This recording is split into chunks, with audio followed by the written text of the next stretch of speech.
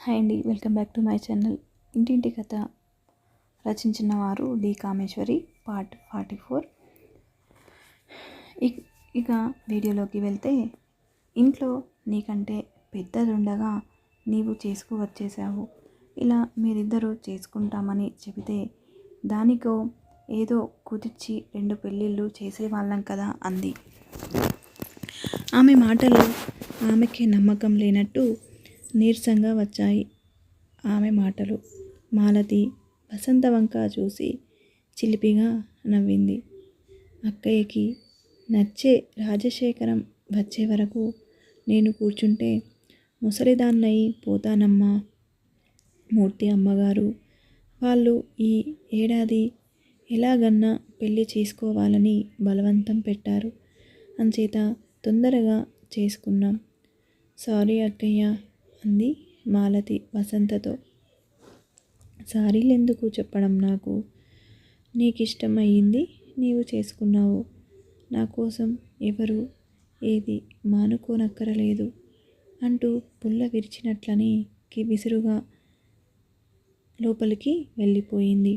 వెంకట్రావు గారు నిట్టూర్చి, చిన్నప్పటి నుంచి మా కష్ట సుఖాలను అర్థం చేసుకున్న మన పిల్లే నా తల్లి. అందుకే మన అసహాయత అర్థం చేసుకొని మనకి ఖర్చు లేకుండా చేసుకుందే మాలతి. ఇలా రా అమ్మా. మూర్తి, నీవు కూడా నా అల్లుడవైతే బాగుండేదని అనుకున్నాను. వసంతకి ముందు చూపు లేదు.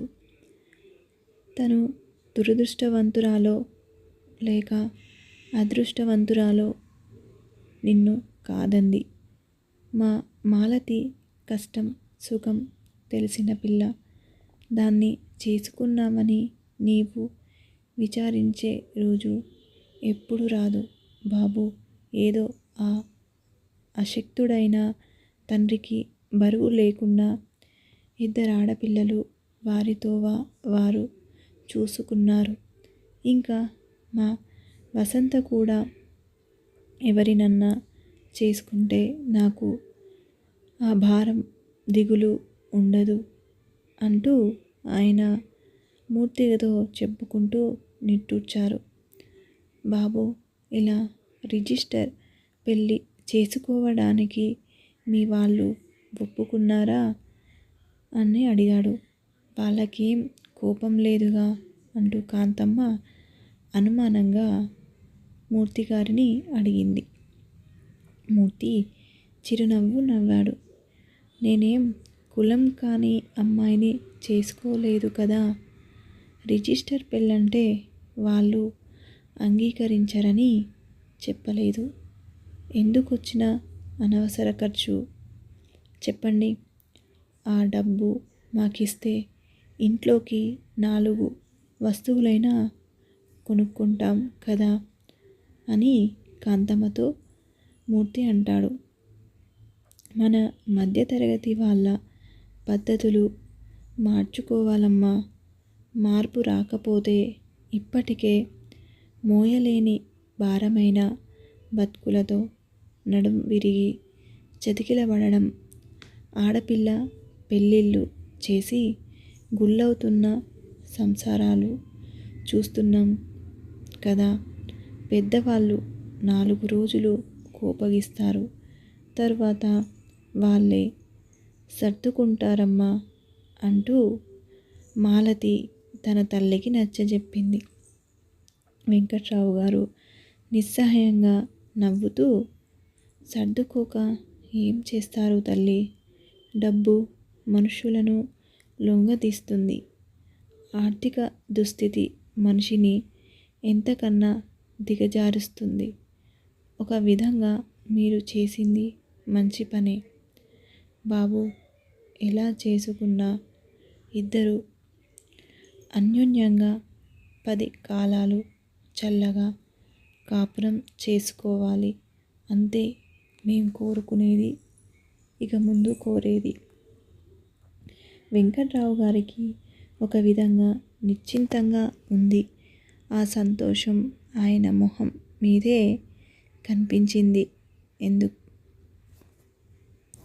2 కొత్త చీరలు, ఇంత పసుపు, కుంకుమ, మిఠాయి, చలిమిడి అప్పటికప్పుడు చేసి అత్తవారింటికి పంపింది కాంతమ్మ. ఆ రోజంతా వసంత మొహం ముడుచుకొని మాట్లాడకుండా ముభావంగా ఉంది ఇంట్లో.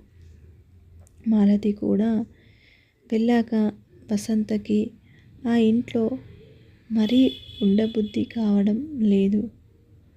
ఒక పక్క రోగిష్టి తండ్రి, మరో పక్క వంటింట్లో కొట్టుకునే తల్లి, ఇల్లు పట్టని తమ్ముడు. ఆ మధ్య తను ఒక్కతే, ఏదో వెలేసిన దానిలా, ఎవరికి చెందని దానిలా, ఏదో పోగొట్టుకున్న దానిలా, చేతులారా ఏదో వదులుకున్న దానిలా, ఏదో నష్టపోయిన దానిలా, దిగులుగా, చిరాకుగా, అన్యమనస్కంగా తిరిగేది ఇంట్లో వసంత. తనకేం కావాలో కమల ఇంటికి, మాలతి ఇంటికి వెళ్ళినప్పుడు కొట్టొచ్చినట్టు కనపడేది. రామారావు, కమల ఇద్దరికీ రెండో పెళ్ళి అయినా ఎంత ఆనందంగా ఉన్నారు. కమల ఉద్యోగం మానేసింది. అస్తవ్యస్తంగా ఉండే ఇల్లు కమల ఇంట్లో అడుగు పెట్టాక ఎంత చక్కగా తీర్చిదిద్దినట్లుంది అనుకుంది. రామారావు మొహంలో, కళ్ళలో వెలుగు, పిల్లల మొహంలో సంతోషం, సంతృప్తి చూస్తుంటే ఇంటికి ఇల్లాలు ఎంత అవసరమో అనిపించింది మాలతికి. మరి ఇల్లాలికి, ఆడదానికి కావాల్సింది ఏముంటుంది? ఎంత చదువుకున్నా, ఎన్నెన్ని ఉద్యోగాలు చేసినా నాది అనుకోగలిగినది ఇల్లు. నేనున్నానని అభిమానించి ఆదరించే భర్త, జీవితానికో అర్థం చెప్పే పిల్లలు.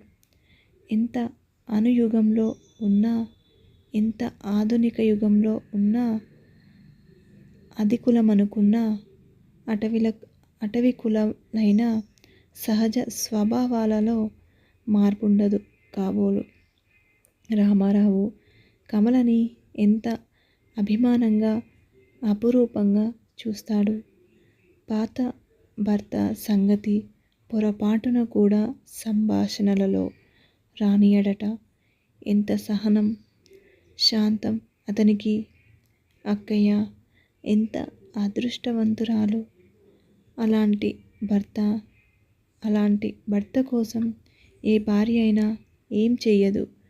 మరి పిల్లలు కలగకుండా భర్తని వెసెక్టమీ చేయించుకోమందని విని అంతా ఆశ్చర్యపోయారు. వసంత అయితే వీస్తుపోయింది.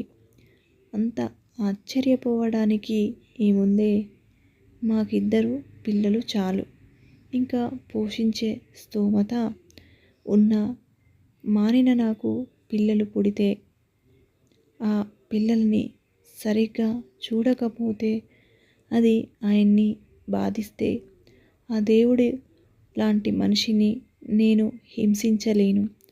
అందుకే నాకు పిల్లలు వద్దనుకున్నాను. ఇద్దరు నా బిడ్డలు.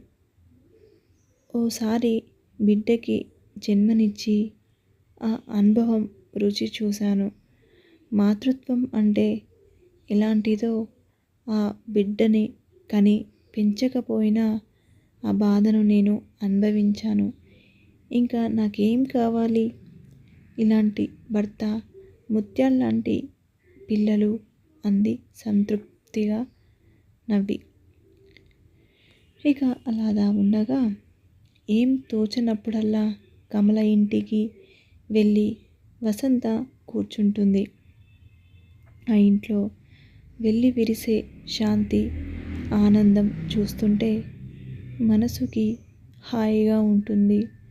ఆ పిల్లలతో ఎంత సంతోషంగా ఆడుకుంటుంటే టైము గడిచిపోతుంది. Thank you for watching. ఈ వీడియో మీకు నచ్చినట్లయితే లైక్ చేయండి, షేర్ చేయండి, కామెంట్ సెక్షన్లో కామెంట్ చేయండి.